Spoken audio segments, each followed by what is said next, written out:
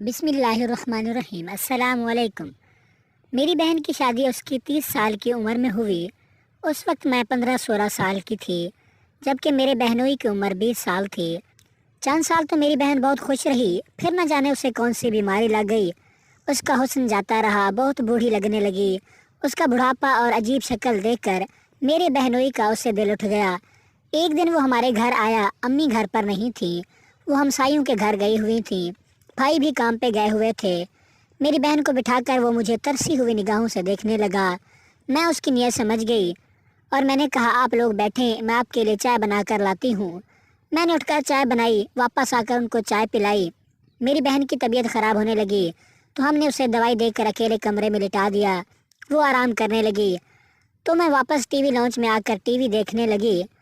تھوڑی دیر بعد میرا بہنوئی وہیں آ کر میرے ساتھ بیٹھ گیا، میری طرف گندی نگاہوں سے دیکھنے لگا اور مجھے کہا کہ کوئی بوائے فرینڈ ہے؟ میں نے نفی میں سر ہلایا تو اسے کوئی امید بندھ گئی۔ تھوڑی دیر ادھر ادھر کی باتیں کرنے کے بعد وہ میرے اور قریب ہونے لگا۔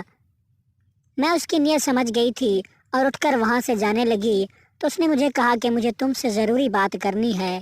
میں نے کہا بولیں، تو وہ کہنے لگا یہاں نہیں، اس کمرے میں آ جاؤ۔ میں بہت پریشان ہوئی کہ نہ جانے کیا کرتا ہے، پھر ہمت کر کے چلی گئی۔ میرے اندر داخل ہوتے ہوئے اس نے دروازے کی کنڈی لگا دی اور مجھے کہنے لگا تم مجھے بہت پیاری لگتی ہو۔ میں نے اسے کہا یہ آپ کیا کہہ رہے ہیں؟ آپ میرے بہنوئی ہیں۔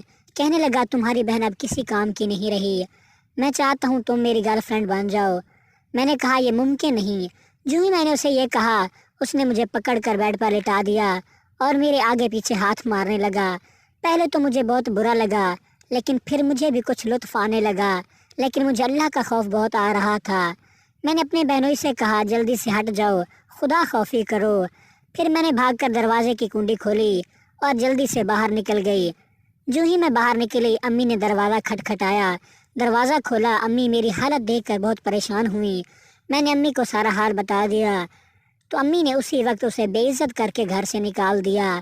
اس طرح اللہ کی کرم نوازی سے میری عزت بچ گئی اور پھر ہم نے اپنی بہن کا علاج کرایا، وہ اللہ کے کرم سے ٹھیک ہو گئیں تو ہم نے اپنی بہن کی زندگی کی خاطر اسے معاف کر دیا اور اسے اس کے گھر بھیج دیا۔ اب ہم اپنے بہنوئی کو اپنے گھر نہیں آنے دیتے۔ تو سامعین کرام، اگر آپ کو ہماری یہ ویڈیو پسند آئی تو ہمارے چینل کو سبسکرائب کر دیں، ویڈیو کو لائک کر دیں۔ اللہ نگہبان۔